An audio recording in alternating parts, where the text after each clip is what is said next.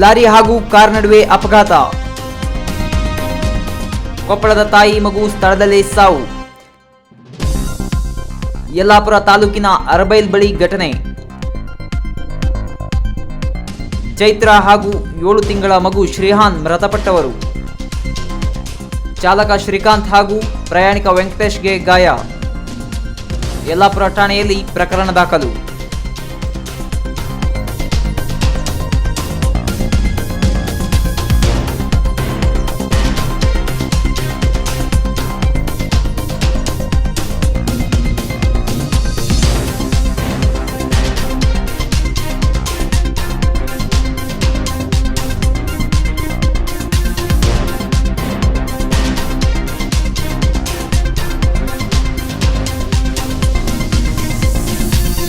ವೀಕ್ಷಕ ಮಹಾಪ್ರಭುಗಳೇ, ನಮ್ಮ ಚಾನಲ್ ಅನ್ನು ಸಬ್ಸ್ಕ್ರೈಬ್ ಮಾಡಿ, ಶೇರ್ ಮಾಡಿ, ಪ್ರೋತ್ಸಾಹಿಸಿ.